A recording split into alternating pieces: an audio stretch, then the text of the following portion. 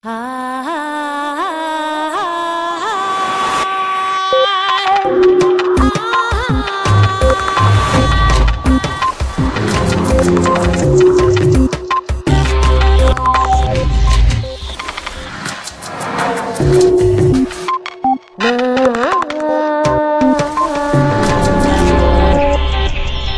educación está reprimiendo los talentos y habilidades de muchos estudiantes y está matando su motivación para aprender.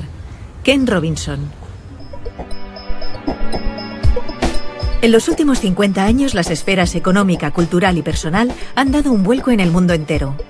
Y sin embargo, los sistemas educativos no han movido un ápice sus programas y sus objetivos. ¿Por qué se aburren los niños y niñas en el colegio?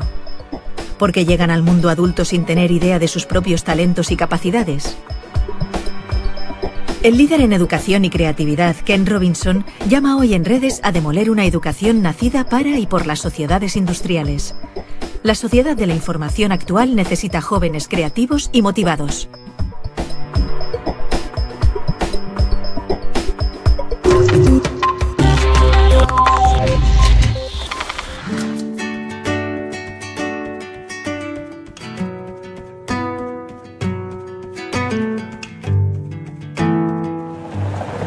Debe hacer 60 años o algo así, era comienzos de la década de los años 50. Y aquí en esta escuela de North Hollywood High School es donde hice mi bachillerato. Me llamaban Eddie, que es el diminutivo de los norteamericanos para Edward o Eduardo.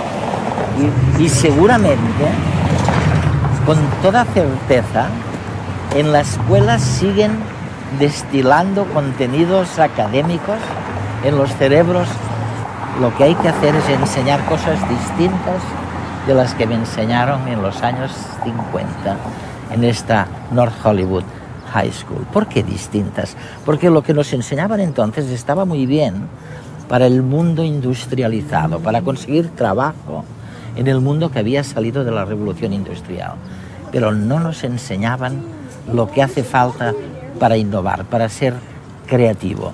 Y para eso, básicamente, hoy día sabemos que lo que hace falta es ayudarnos a elegir, ayudar a los jóvenes, ayudar a los hijos y a las hijas a elegir primero cuál es su dominio, cuál es lo que de verdad les gusta y no tanto lo que está ocurriendo fuera de ellos mismos.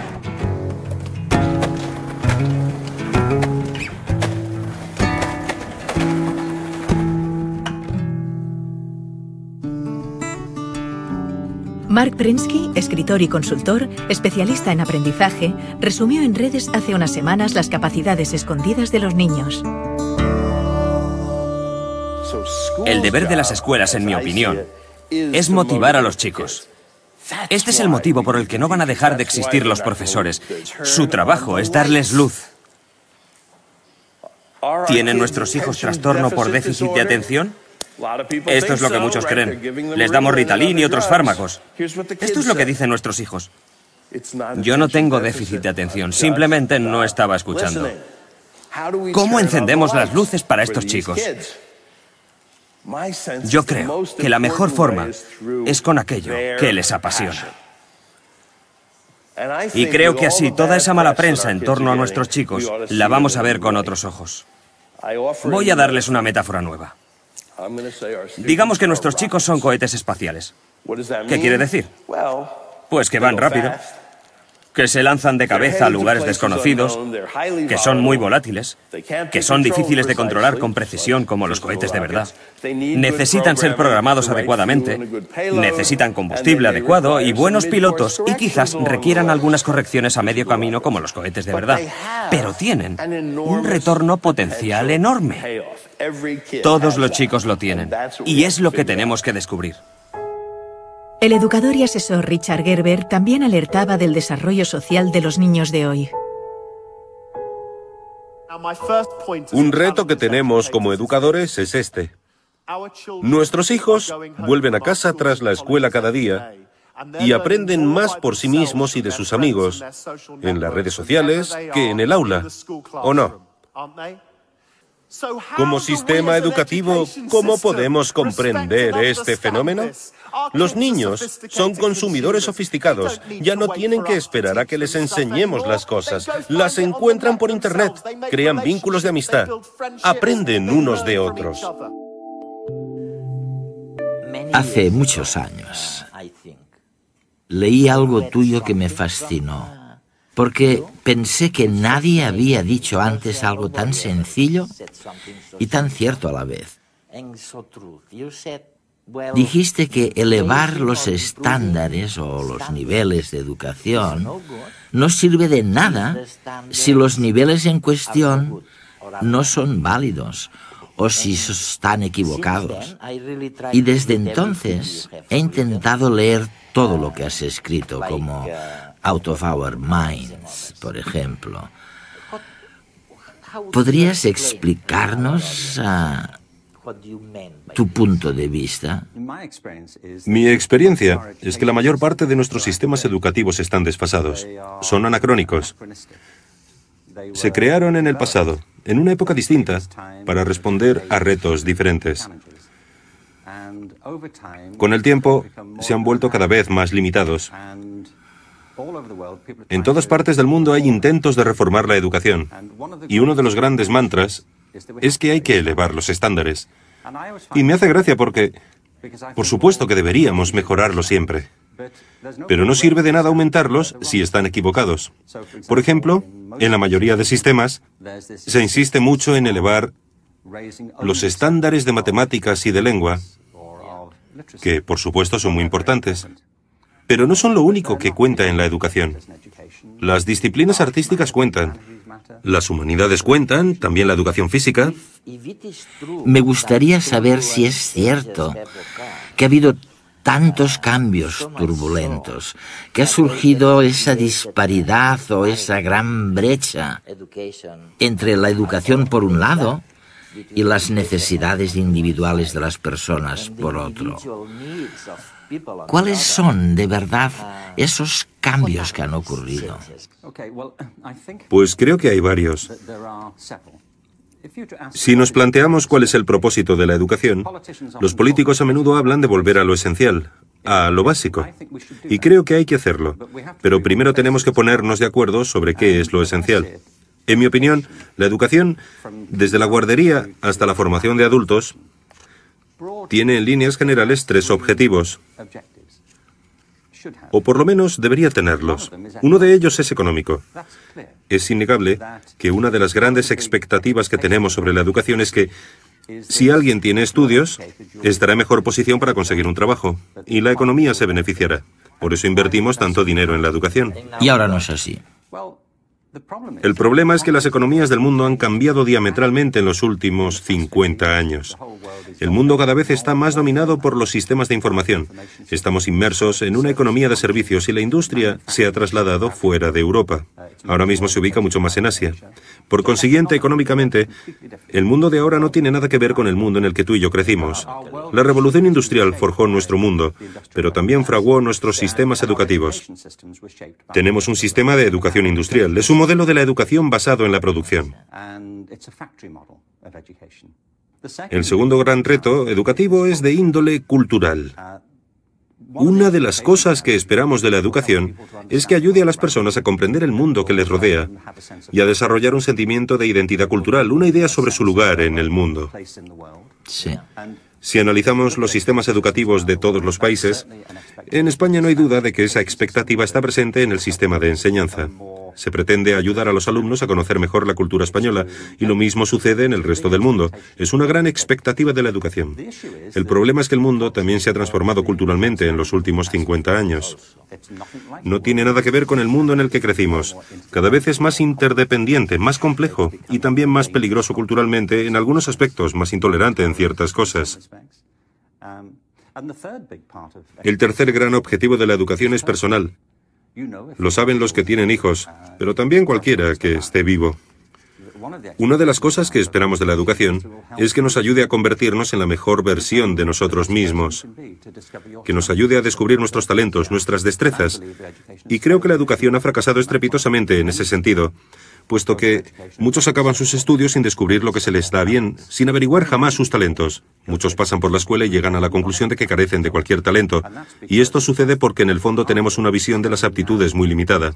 También ha habido cambios en ese sentido. Vemos pues que hay cambios en nuestra noción de inteligencia, pero también en la cultura, que ha cambiado y se ha complicado, por no hablar de hasta qué punto se ha revolucionado económicamente el mundo. Tenemos pues tres grandes cambios que probablemente explican esta ansiedad que surge de la disparidad entre el mundo educativo y las necesidades económicas, culturales e individuales.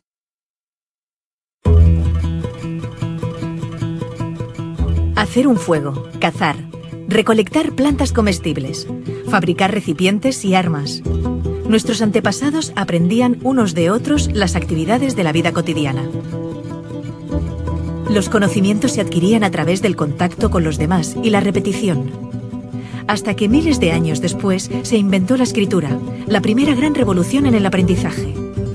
Entonces, los textos comenzaron a vehicular buena parte del conocimiento. También cambiaron, claro, las cosas que aprendía la gente. Nacieron las primeras escuelas. En ellas, un individuo, el profesor, tenía unos conocimientos que dictaba a una serie de alumnos, que los aprendían. En el siglo XVIII, cuando se produjo la Revolución Industrial, se comenzaron a regular los sistemas educativos. El objetivo era preparar a los trabajadores que luego estarían a cargo de las cadenas de montaje en las fábricas. Individuos que hacían lo mismo una y otra vez durante muchas horas al día.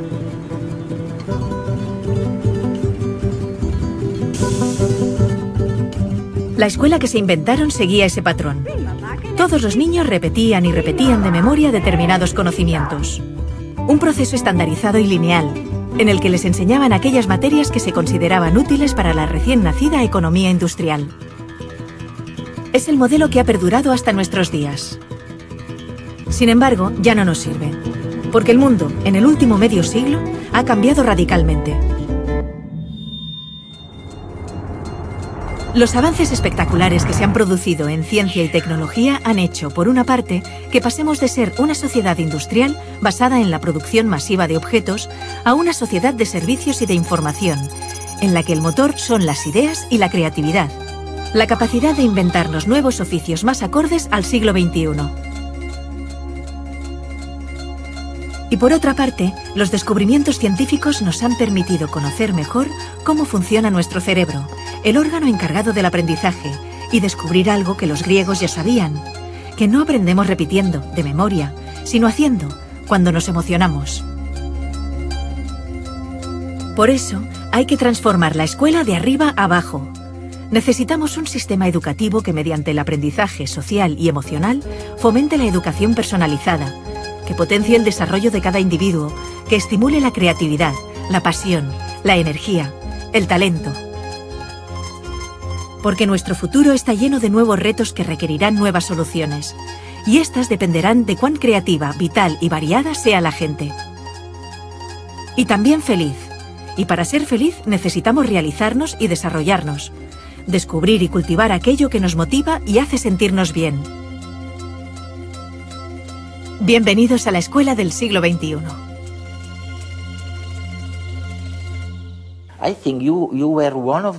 Creo que fuiste uno de los primeros del sector educativo en hablar de la desafortunada división entre ciencias y la cultura o las artes.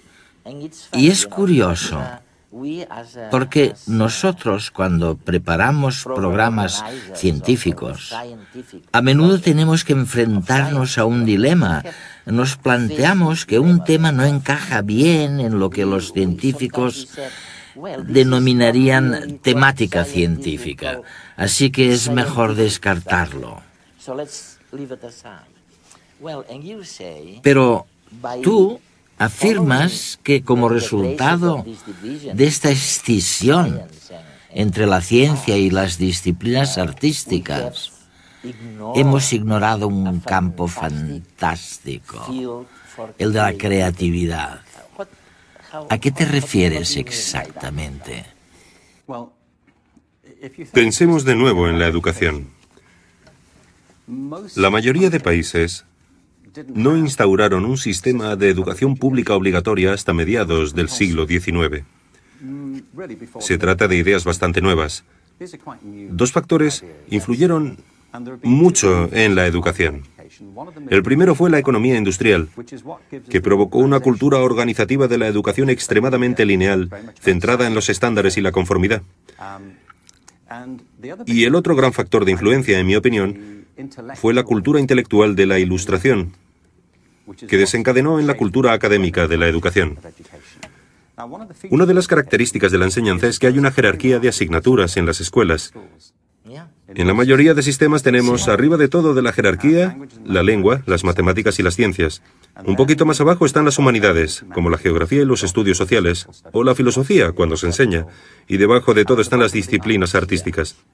Hay poquísimos sistemas educativos, no conozco ninguno de hecho, que enseñen danza con el mismo rigor y sofisticación con el que se enseñan matemáticas.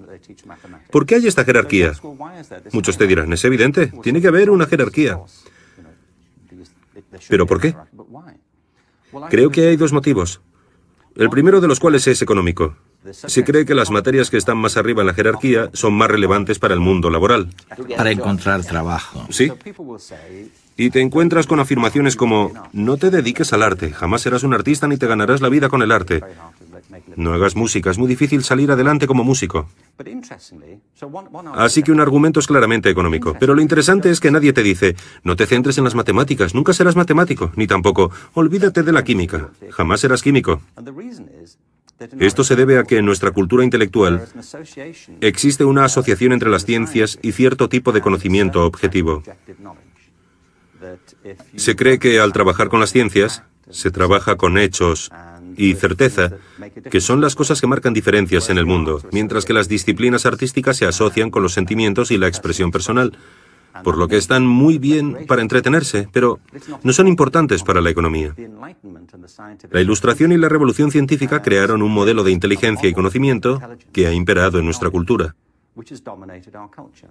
Desde entonces, el arte se ha asociado con la corriente del romanticismo del siglo XIX, con la expresión de sentimientos. Y creo que es un problema enorme, porque esto ha disociado el intelecto de la emoción. Y hemos pasado a considerar ambas cosas como separadas, en detrimento tanto de las artes como de las ciencias. La creatividad ha pasado a asociarse con lo artístico y no con lo científico, porque se cree que la creatividad tiene que ver con la expresión individual de las ideas. Yo propongo, entre otras cosas, retomar una concepción de la creatividad que nos devuelva la relación entre las disciplinas artísticas y científicas, puesto que ambas salen perjudicadas de la separación. Mientras hablabas, pensaba en el patrón que sirvió para establecer que alguien estaba en la parte adecuada del conocimiento, lo que llamamos el cociente intelectual. ¿Por qué demonios hemos creído durante tanto tiempo que la medición del coeficiente intelectual era importante para la vida económica? ¿Por qué?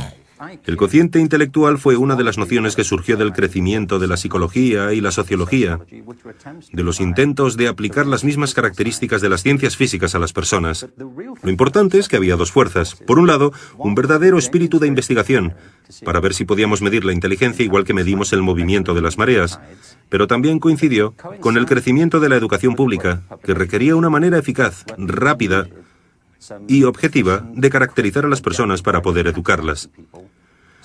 Se necesitaba saber, en cierto modo, si tenían una inteligencia normal, inferior a la media o extraordinaria.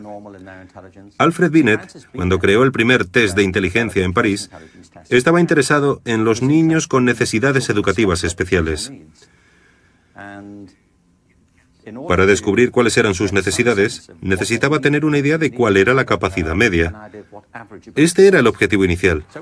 No obstante, los test de inteligencia se volvieron fundamentales para la categorización de alumnos en las escuelas públicas, pero también para la selección en el ejército. Se han convertido en un mito, me parece. Han pasado a formar parte de nuestro léxico cultural como si fueran objetivos. Una de las organizaciones más importantes que hay es Mensa, la organización de personas con cocientes intelectuales altos. Y me parece estupendo, no voy a criticar a Mensa, pero me planteo si esto es así realmente. En realidad, el test de inteligencia solamente mide la capacidad de hacer test de inteligencia. Hay personas a las que estos test se les dan muy bien. Si queremos saber lo inteligente que es alguien, por lo menos deberíamos aceptar que la inteligencia entraña mucho más de lo que se puede medir en un test de inteligencia. ¿No deberíamos incluir también otras preguntas? Como por ejemplo, ¿sabes componer una sinfonía? ¿Sabes interpretarla? ¿Gestionar un negocio de éxito? ¿Sabes bailar? ¿Sabes escribir una poesía que conmueva a los lectores y les haga llorar? ¿Tienes empatía? La empatía, sí. Si el ser humano solamente tuviera las habilidades que se miden en los test de inteligencia, la mayor parte de la cultura humana jamás habría existido. Yo no querría vivir en un mundo así. ¿Tú sí? No. Tenemos una visión de la inteligencia muy reduccionista.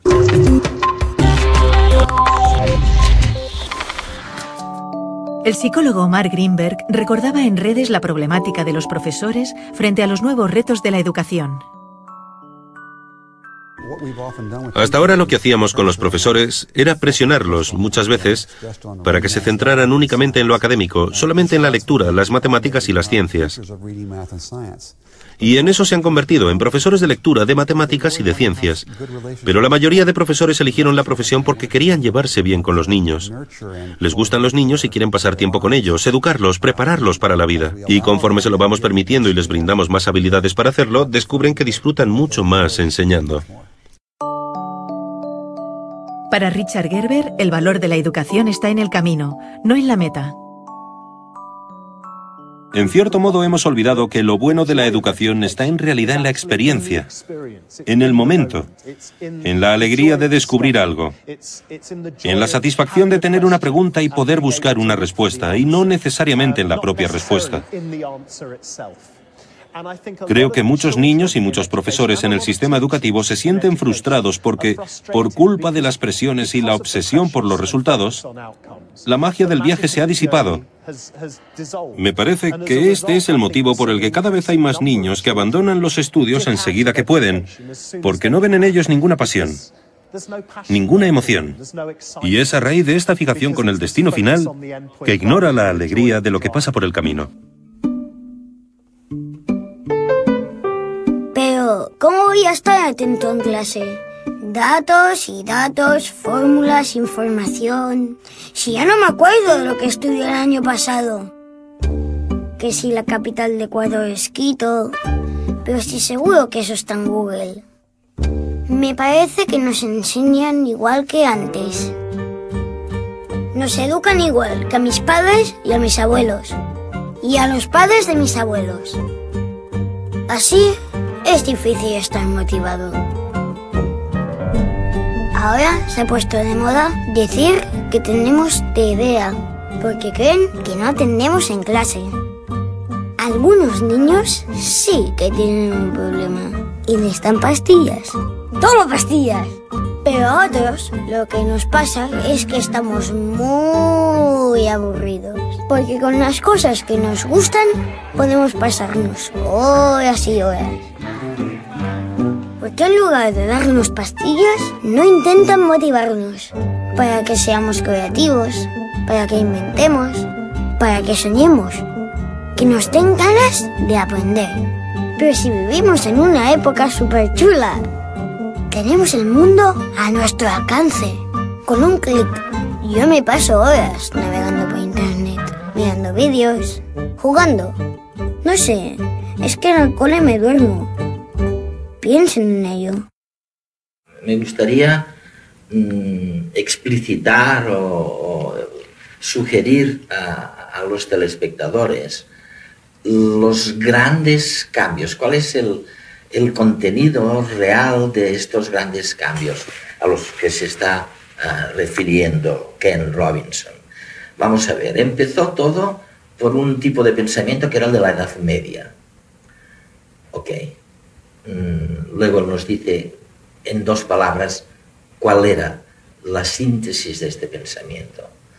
Después viene el Renacimiento, que es totalmente o muy distinto. Después viene el pensamiento de la Revolución Industrial, lo que llamamos la Ilustración. Después viene otro tipo de pensar distinto, que es el romanticismo. Y por último, en estos momentos, ¿dónde nos encontramos? ¿En pocas palabras? En pocas palabras, toda la historia. Bien, procuraré ser breve. Toda la historia moderna de Europa, en unas pocas frases. En cualquier caso, la corriente mayoritaria en la Edad Media es que, por lo general, todo el mundo estaba muy dominado por las ideas de la Iglesia. Y había una jerarquía social y económica muy marcada entre la aristocracia y la población rural. En general, era un estilo de vida muy rural, especialmente en toda Europa. En el Renacimiento, el desencadenante fue el redescubrimiento de los textos clásicos, de los pensadores y filósofos griegos y romanos. Esto condujo a un renovado interés por la vida intelectual y la belleza, y a nuevas maneras de reconsiderar nuestro lugar en el mundo.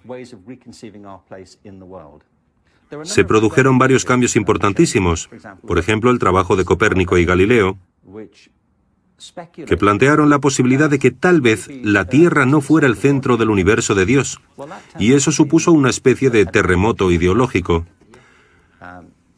con enormes cambios en la manera de ver las cosas de la gente.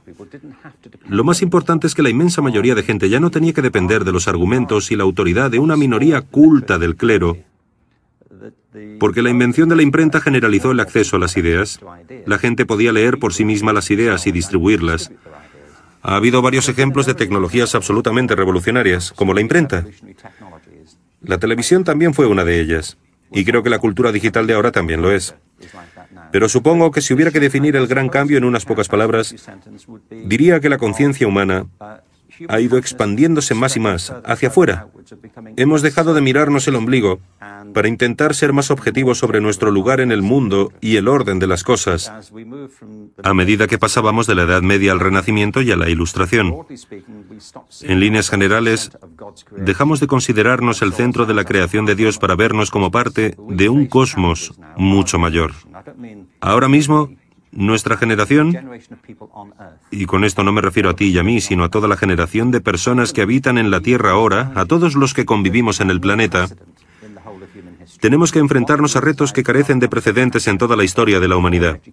Uno de los motivos por los que defiendo con tanta pasión que hay que modificar la educación y replantearse la creatividad es porque me parece que, a no ser que cambiemos nuestra manera de pensar en nosotros mismos, no estaremos a la altura de los desafíos a los que nos enfrentamos ahora. Y si no hacemos frente a los retos, las consecuencias podrían ser desastrosas.